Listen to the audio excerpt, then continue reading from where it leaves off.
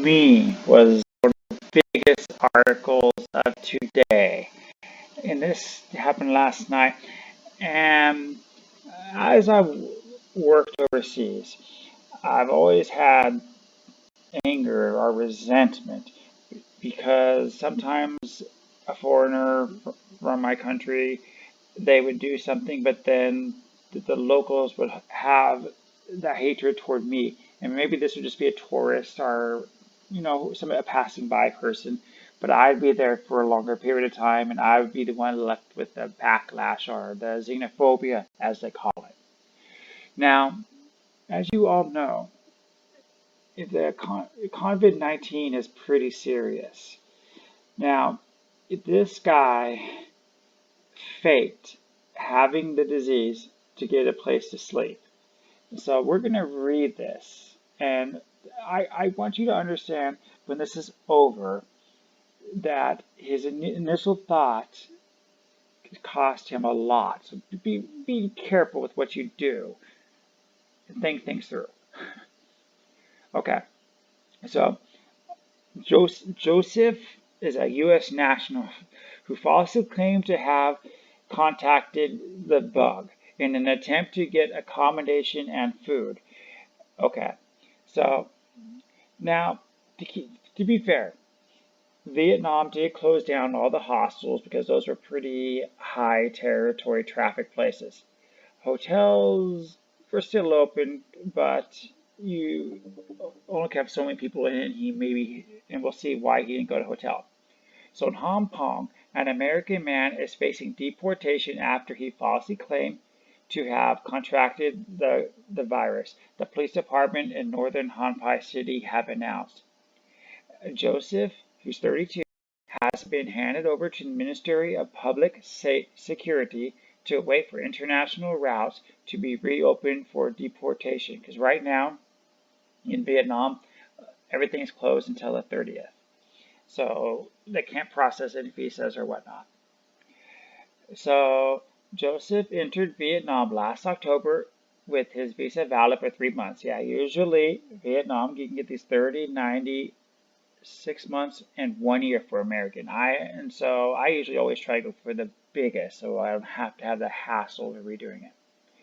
So he got this visa for 3 months, so from October to January. Great.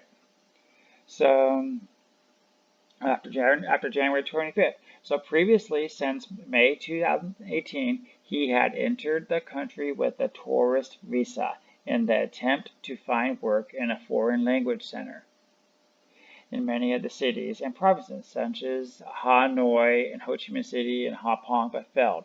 Okay, to be fair, around January 25th, the schools, that was during the Chinese New Year, between the 19th and the 3rd of February. And the schools, that's when the virus broke out here in Vietnam, and the schools have not reopened since. Now we're in April. Okay. In his latest entry to the country on October 26, he traveled to Quang Nguyen Vien Phuc and Hanoi to seek work, but was not accepted. Oh, I taught in Vien Phuc, very nice, small little one-street city. On March 22nd, he returned to Hong Kong City and took a temporary accommodation in the Loc Tre Street. He asked to borrow money from an English language center director for personal expenses, but was rebuffed. I don't know why. I don't know why that school would give him money if he wasn't working. Okay. So later, he claimed to have contracted the virus from a local police station. He was then taken to Vit Tit Hospital number 2 for monitoring, where he was quarantined and underwent for a medical examination. The man showed psychological problems and caused disorder in the quarantine area, so the authorities had to isolate and separate him in a room. Now, that's kind of interesting because if he was working last October, usually within 30 days they ask you for a medical check, so I'm surprised they did catch that. He tested negative for the virus and completed the quarantine on April 3rd. Good. According to the authorities, the man was likely to have falsely reported himself as infected in an attempt to receive accommodation and food. Well, think about it, right? Even though hospital food sucks, at least it is food. And we saw yesterday, I'll put a video link below, how I showed there was one older teacher from England who had to sign up, I have no money, please give me food, I'm ashamed. So this is common, but I'm ashamed that he's American. Okay, so he was unable to return to the United States because many international flights had stopped operating. Well, honestly, he doesn't sound like he had any money anyway to buy a ticket. He was found to have overstayed his visa, and the U.S. Embassy has refused to provide a guarantee and support for the case. I really don't know what happens. How would you even go about a country taking your case? Like, I do know if you overstay a visa by a few days, you pay a fee and you can go home. But I don't really know what happens if you overstay a long time or how they choose whose cases to do or whatnot. I would really be interested in hearing from you if you know that procedure or if you have overstayed a visa, what happened to you. I overstayed due to confusion between me and the government and the paperwork from all the agencies by 4 days in Taiwan. So they charged me like $40 and they said you can't come back for 1 year. And so that taught me stay prepared. Okay. He had been taken to the Ministry of Public Service #1 accommodation in the area Bin Pak province. Wow, he's contaminating my old town. To commute to wait for deportation. So what do you think about that? Have you ever scammed a system, whether it's American system, I don't know, any system? Like, have you ever scammed or worked your way around to get something that you were not technically qualified?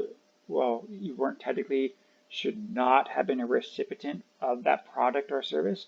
I would love to hear the stories. We're not going to bash anybody here. We're just trying to share. Hey, you know what?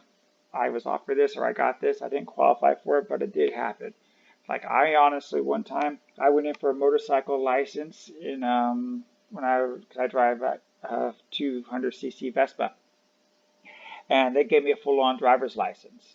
I never even took a driver's test. So that's my story. Tell me your story. I want to know.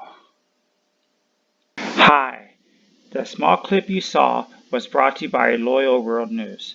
If you like what you saw, you should subscribe and look up my daily Loyal World News report for its full version.